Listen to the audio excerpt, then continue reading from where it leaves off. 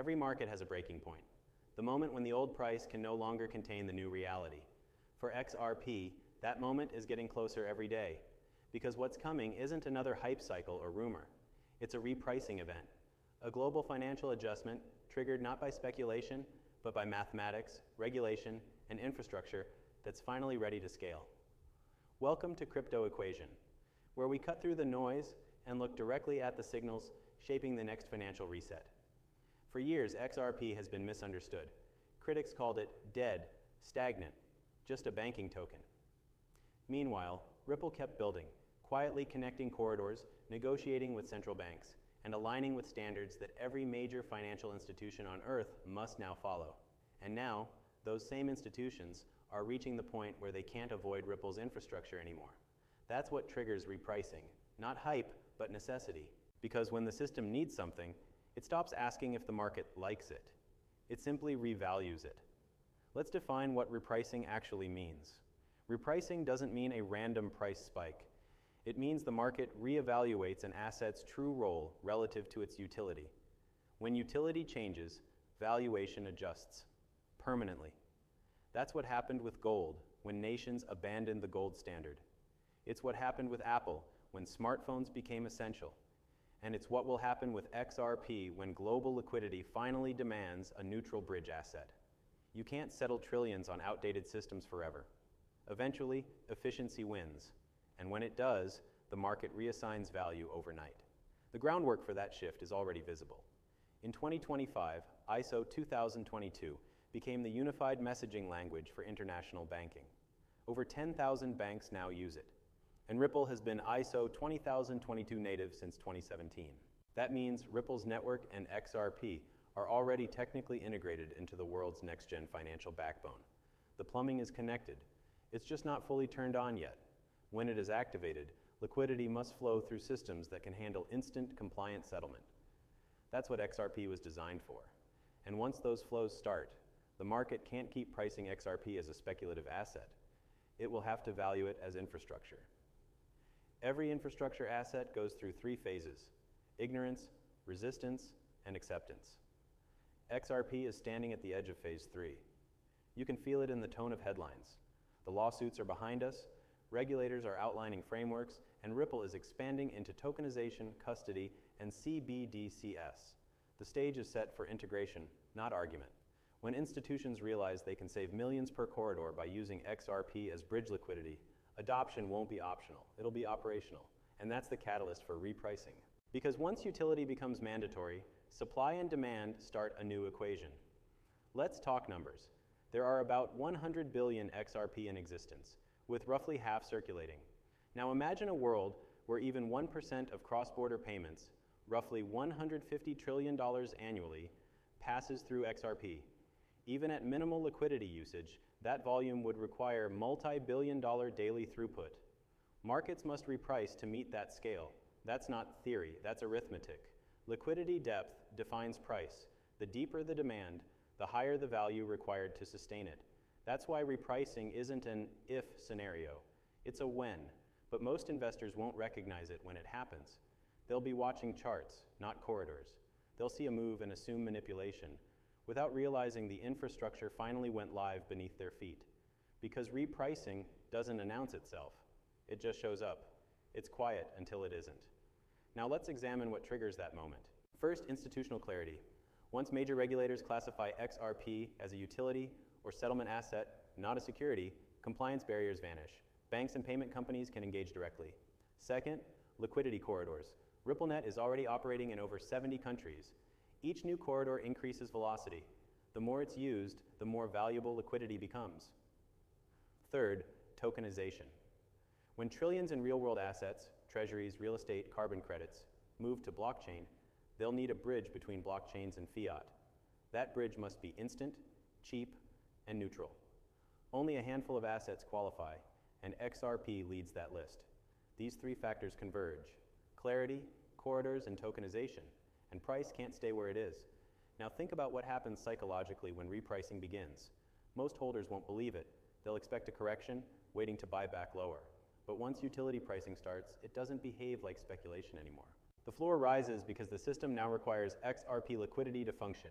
It's like fuel. Once the planes are flying, you can't price jet fuel like water anymore. At this point, we must separate hype from reality. Repricing doesn't mean XRP suddenly leaps to unimaginable numbers overnight. It means it transitions from retail volatility to institutional stability, from being traded to being used. That shift alone could send valuations far beyond what retail imagines, not through hype pumps, but through sustained structural demand. When a market reprices, it doesn't happen in a straight line. It happens in phases: quiet accumulation, structural awakening, and finally, public realization. Right now, we're sitting at the end of the first phase. Banks and fintechs are testing corridors. Governments are drafting digital asset frameworks. Institutions are building liquidity rails behind the scenes. And retail? They're staring at charts convinced nothing's happening. That's exactly what it looked like before every major repricing event in history.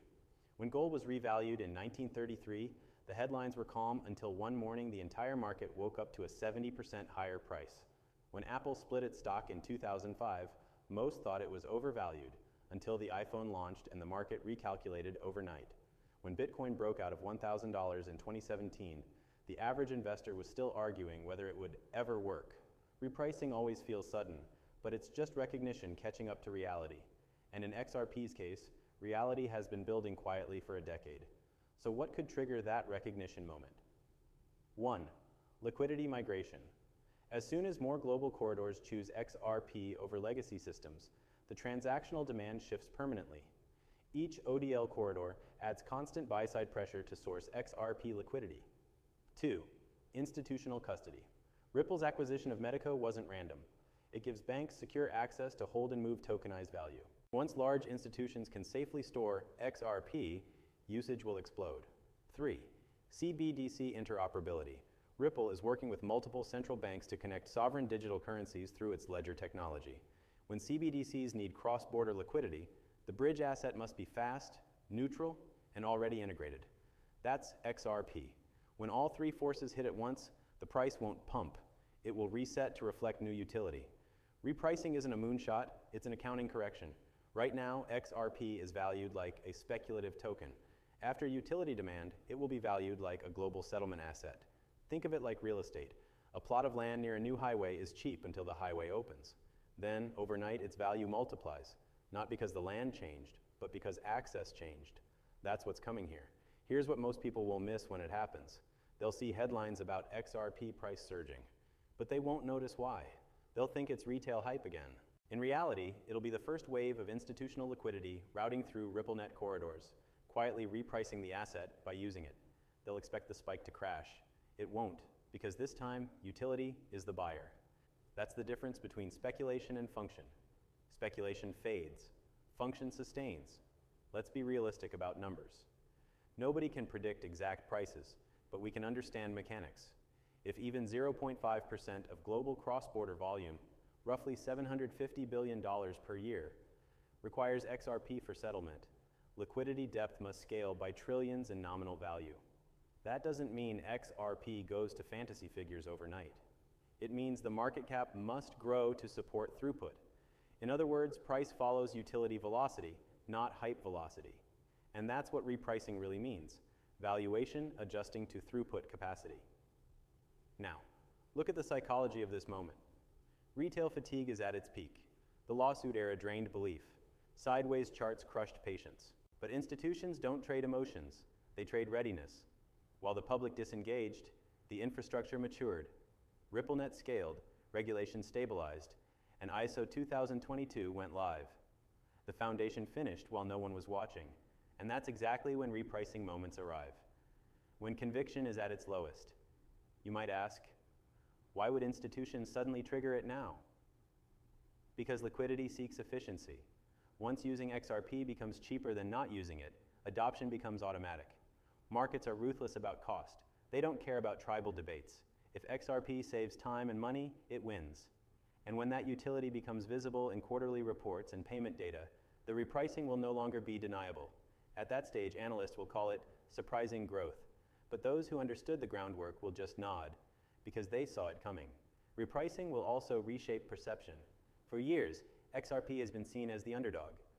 After repricing, it becomes the benchmark, the yardstick other settlement assets are measured against. Its price won't just represent speculation, it will represent network value, the sum of global trust in its efficiency. That's when long-term holders stop thinking in dollars and start thinking in function. You'll look at XRP not as an investment you sell, but as an asset you keep because the system depends on it. Let's be clear, not everyone will make it to that stage.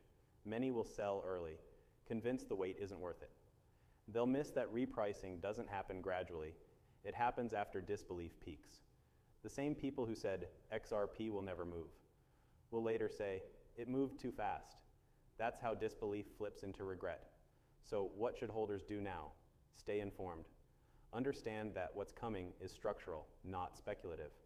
Watch adoption metrics, ODL volume, Ripple partnerships, CBDC pilots, not just price, because those are the signals of impending repricing. When those metrics converge, charts will follow automatically. The bottom line is this: the financial world has already accepted that blockchain will power global liquidity. It's just choosing which rails to use. And Ripple built those rails a decade early. When the switch flips, the old valuation model dies overnight. The market will finally realize XRP was never about hype. It was about capacity. The capacity to move value across every system, currency, and border in real time. And that's the moment when repricing stops being a theory and becomes history. If this helped you see what's really unfolding, subscribe to Crypto Equation, the channel that explains the logic behind crypto's biggest shifts before they happen. Because the next time the world talks about XRP surging, you'll know it's not a rally, it's recognition. This is Crypto Equation, and I'll see you in the next one.